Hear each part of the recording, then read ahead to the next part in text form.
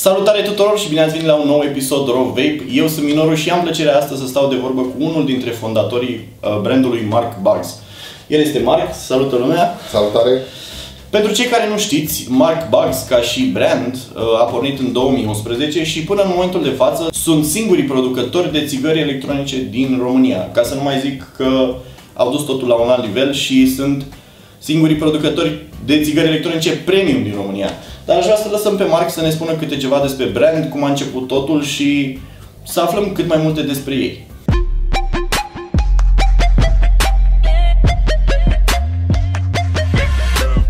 Povestește-ne cum a pornit totul, care a fost ideea din spatele brandului, ce v-a atras spre piața asta de țigări electronice. Da, totul a pornit în 2011 când căutam o alternativă de înlocuire a țigărilor normale, a tabacului. Am descoperit țigările electronice, m-am împăcat cu ele. A fost o perioadă atunci când existau doar modele de slim, țigări slim. Da, de cum le zicem noi, Sigalike-uri, chestiile alea. Da, cu...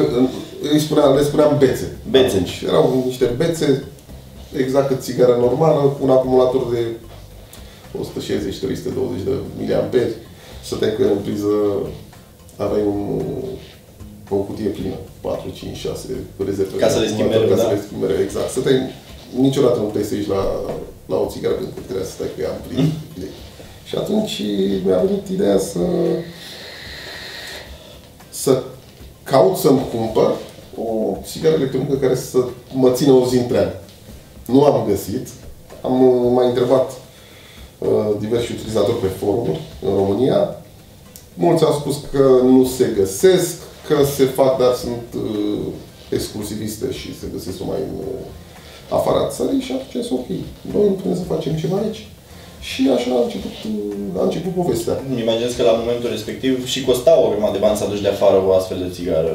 Da, prețurile atunci, ca și acum, erau destul de mari. Undeva în jur de $200. Un mod. Un mod cu un acumulator de 18.500 sau 18.650. Am înțeles. Bine, cred că și acumulatorii erau într-un stadiu relativ de... Da. La început, în perioada aia. Exact. Acumulatorii, mi-aduc aminte că erau aveuri.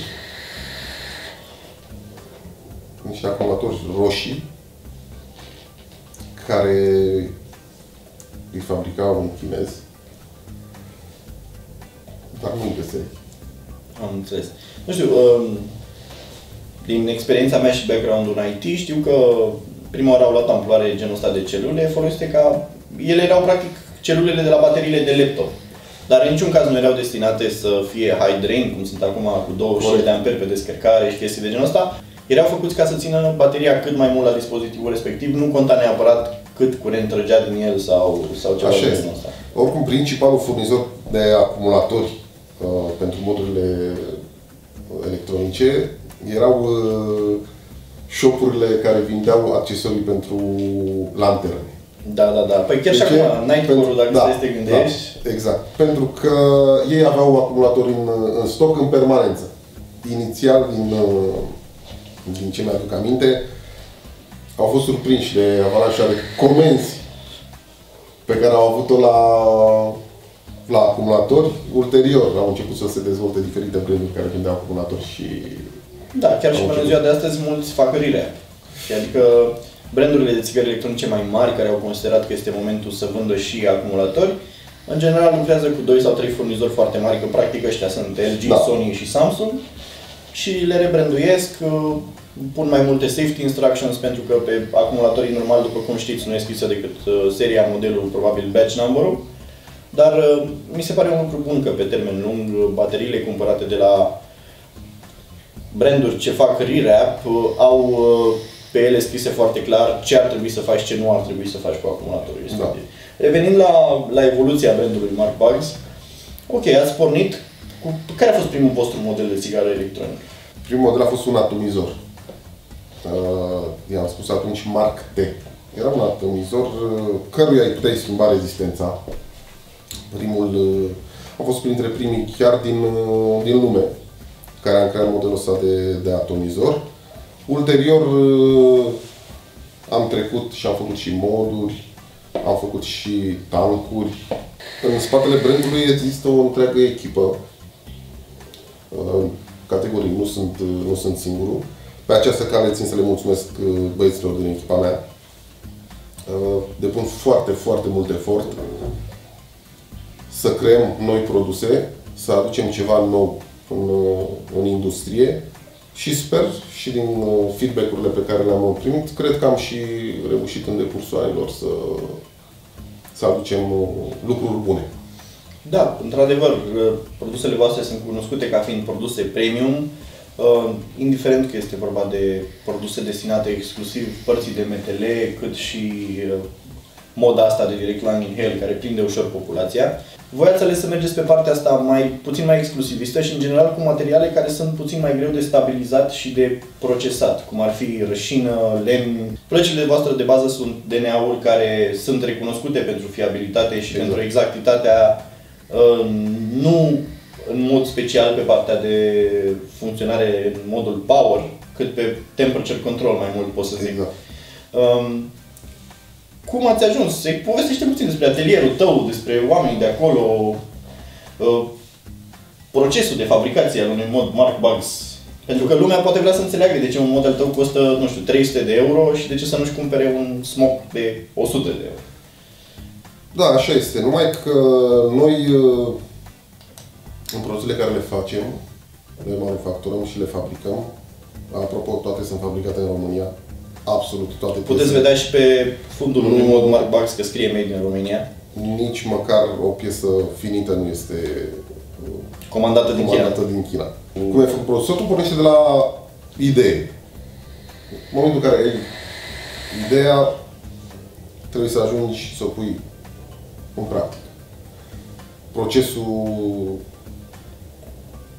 până la procesul de fabricație este o durată destul de mare de timp. Destul de mare de timp, cu proiectare, cu desene, cu teste, cu prototipuri. Unele sunt bune, unele nu sunt bune. Cred că jumătate din timpul nostru alocat pentru fabricare este alocat proiectării și testării. Research and development, în general.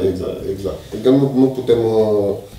nu putem să scoatem pe piață un produs care nu l-am testat, nu l-am l-ați trecut prin pașii necesari. Exact. Da. Ceea ce durează foarte, foarte mult. Asta este și motivul pentru care diferența de timp între seriile pe care le scoatem noi este destul de mare. 2-3 luni. Din câte mi-ai povestit, totul este lucrat mai mult sau mai puțin manual. Utilajele pe care le aveți și oamenii specializați care fac aceste lucrări nu sunt practic roboți. Fiecare produs în parte din seriile limitate ale lui Mark sunt făcute de oameni aici în România și că vine vorba de finisarea lemnului sau de prelucrarea rășinei sau de asamblarea pieselor dinăuntru, totul este făcut de oameni. Morala era că e foarte greu să găsești oameni pasionați care să prelucreze materiale cu aceeași motivație cum o fac cei de la Mark Bugs. Fă-mi un top 3 ale produselor tale preferate. Produsele de care sunteți voi cel mai mândri. Păi, în primul rând, pot să mă refer la un setup pe care îl folosesc zi cu zi. Este vorba de prima variantă a atomizorului GEM și modul din lemn stabilizat amulet. Urmând și, bineînțeles,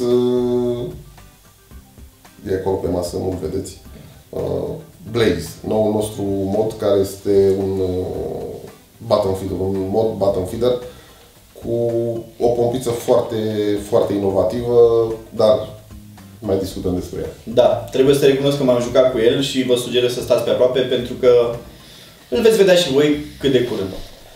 Între timp, și adică te referi la setup-ul un atomizor și două moduri. Astea sunt top 3 pentru mine, preferințele tale.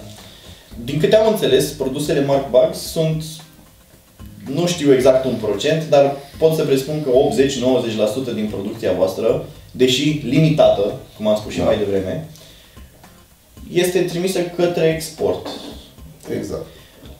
din câte știu, începuturile brandului, tu mi-ai povestit, au rădăcini în comunitatea de afară și susținerea pe care ai primit-o de-a lungul timpului în ideea de mod premium a fost recompensată de către clienții tăi fideli care îți cumpără aproape toate produsele. Întrebarea este de ce crezi că produsele Marc Bag se vând într-un număr așa de mic în țară? În primul rând sunt produse premium și au un preț pentru piața din România destul de mare. De curând am început colaborări cu 2 magazine din țară care ne vând produsele. Primul este Smoke Mania, care este și un magazin fizic, și cei de la QA. Clienții noștri sunt... Noi exportăm aproximativ toată producția. Da, deci și pleacă la export în diferite țări. În Brunei, Malaysia, Indonezia, foarte multe. Nu doar în Europa. O chestie pe care aș vrea să o înțelegem noi ca audiență este că serie limitată și export înseamnă că dacă Marc are o comandă de 30 de moduri dintr-o producție de 30 de moduri, să zicem, ele nu mai ajung pe rafturi la noi. Dacă vă plac modurile lui și într-adevăr vreți să achiziționați unul, trebuie să fiți foarte vigilenți și să încercați să le prindeți pe la începutul batch-ului sau procesului de vânzare, pentru că se dau foarte repede. Cu excepția amuletului, care din câte știu a fost făcut într-un număr puțin mai mare. Nu a fost cererea foarte mare și atunci au ajuns și pe rafturile noastre din România, să zic așa. Am avut o serie de produse cărora le-am crescut volumul. Sunt anumite moduri care sunt fabricate în o serie limitată, număr limitat. De ce? Nu neapărat datorită cererii mici din piață, dar și faptului că sunt foarte complicate de manufacturat. Anumite piese, după ce ies din utilaje, trebuiesc ajustate manual și durează foarte mult. Lucrând cu moduri de lemn și cu moduri de rășină, un alt lucru foarte important de menționat este că nu prea există 2 moduri la fel. La nivelul la care vă aflați voi, consider că cel mai greu lucru este să vă păstrați reputația cu fiecare produs pe care îl scoateți. Este, într-un fel, greu să ții pasul cu tine, dacă așa este, să zic. Așa este. Lumea se așteaptă, dată fiind industria noastră și consumerismul din ziua de azi, care este chiar și pe partea de țigări electronice, sunt sigur că primești telefoane, e-mail-uri, nu mai scoateți voi ceva nou, care este viitorul, ce ne aduce. Și stai la un moment dat, probabil că ai fost cel puțin odată într-un impas ăsta, băi, avem produsul ăsta pe piață de 6 luni de zile, nu mai scoatem nimic nou. Cred că ți-a întâmplat cel puțin odată. Da, este adevărat, așa este, dar întotdeauna te gândești la ceea ce ar dori de la tine clienții. Și încerci să aduci inovații în domeniu. Nu-i de ajuns să iei butonul, cum fac ăștia de la Smoke. Iau butonul de aici, îl pun aici și zic că au scos un produs nou, știi? Fără să dau nume neapărat de branduri. Dar se întâmplă, adică... Nu, noi, de exemplu, avem produse cărora le-am făcut și varianta a doua. De ce? Pentru că am avut cerere de la clienți care ne-au spus vrem același produs, dar cu o modificare a fluxului de aer. Cu un reglaj mai mare, cu un airflow mult mai mare. Și atunci am creat la atomizoare în speță, am creat o a doua variantă a produsului.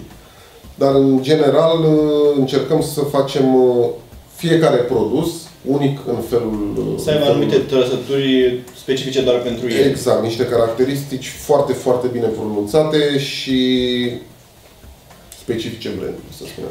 Ce vreau să te mai întreb? Ați trecut puțin din lumea MTL, acum mai ales cu Squanker-ul, în partea asta de puțin spre direct la inhale. Este foarte multă lume care zice că nu poți să faci MTL pe Squank sau că scopul inițial nu este ca să... Nu neapărat ca să înlocuiască tancul, știi, ca să ții mai mult lichid în rezervor, dar RDA-urile, care sunt beneficiarii principale ai modurilor de Squank, în general sunt foarte aerate. Știi? Și mă întreb, adică, din punctul meu de vedere, modurile pe care le-ați făcut voi de-a lungul timpului și atomizoarele au fost puțin mai restrictive, nu? Au fost gândite spre a da un TH cât mai ok, spre a avea un flux de aer cât mai reușit ca să compenseze puțin pentru nevoia de nicotină. Și atunci, deși știu că modificările pe care le-ați făcut atomizoarelor sunt mai permisive acum, adică permit un flux de aer mult mai mare față de primele variante, să zicem, ale produselor, te vezi ca fiind pe viitor un producător de produse de direct Langenhail? Adică folosești chipseturi care duc mai mult decât DNA-urile pe care le ai acum? Sau? Nu neapărat, pentru că această direcție de Langenhail, din punctul meu de vedere, este o direcție puțin limitată. Nu poți să faci Langenhail acasă. Eu nu pot să comentez. Să spunem. Eu nu pot să fac Langenhail. Nu este tipul meu de vapat. Toți am trecut prin situația în care suntem fan de direct Langenhail și ajungi la o masă cu familia sau ai 3 copii în casă sau ai o persoană din neamul tău care este puțin mai pretențios și îl deranjează aburul. Că faci ciorbă sau că vapezi, e același lucru. Dar, într-adevăr, trendul este spre a fi cât mai invizibil în societate. Știi? Dacă vapezi. Nu spre a merge după tine cu un nor ca trenul, știi? Da, și atunci MTL este baza. Am înțeles. De exemplu, testam acum ceva timp cearnul. Nu puteam să-l testez acasă, în casă. Și a trebuit să ies afară. Se făceau nori de abur. La un moment dat am spus stop. Da. Nu pot să... Pentru că în teste ai văzut, știi cum este în teste. Când îl testezi, nu testezi doar... Da, puțin. Puțin... Faci absolut toate testele necesare în funcție de rezistență, în funcție de lichid. Așa e. Și ca să vedeți, voi cei de acasă care vă uitați la acest clip, că de multe ori și societatea are un rol în direcția în care merge un anumit brand sau o anumită organizație. Trendurile sunt clar vizibile și nu vin numai din China, vin din modul în care interacționăm noi ca vapor cu fumătorii și cu oamenii în fiecare zi. Din experiența ta vastă, cum vezi piața de vaping, nu neapărat în România, la nivel global pentru următorii 5 ani? Uite că te-am luat la interviu acum. Exact ce vorbeam în afara videoului. Una dintre întrebările... Când te duci la interviu și te întreabă cineva unde te vezi peste 5 ani de zile? Așa spune mișto acolo. Unde te vezi peste 5 ani de zile? Momentan, nu știu. Deci MTL-ul, clar am vorbit mai devreme despre ideea că MTL-ul o să persiste și o să fie unul dintre trendurile care o să rămână în vaping foarte mult timp de acum încolo. Probabil o să avem mulți care vor spune nu este așa, nu vă contrazicem. Posibil să aveți dreptate, dar ține de preferința fiecărui utilizator în parte. Întotdeauna se întâmplă așa. Îmi imaginez că odată la o anumită perioadă de timp și datorită trendurilor și datorită materialelor care sunt folosite, probabil că o să mai vedem progrese legate de materialele din care sunt făcute modurile, o să devină probabil din ce în ce mai ușoare, bateriile o să progreseze. Din câte știu, se lucrează la celule din ce în ce mai performante și din ce în ce mai mici, pentru că ăsta este trendul. Poate în curând ne vom găsi forțați de modă și de evoluția noastră ca și specie să renunțăm la aspectul exterior și să mergem spre chestii cât mai mici. Știi? Pentru că mă gândesc, ce poți să faci cu un dispozitiv atâta? Să-i pui o floricică pe mijloc. Oricâtă rășină ai folosi, la modurile tale, aspectul este un punct destul de important. Așa este, dar noi folosim materialele care ni se cer de către utilizator. Sunt utilizatori care preferă metalul.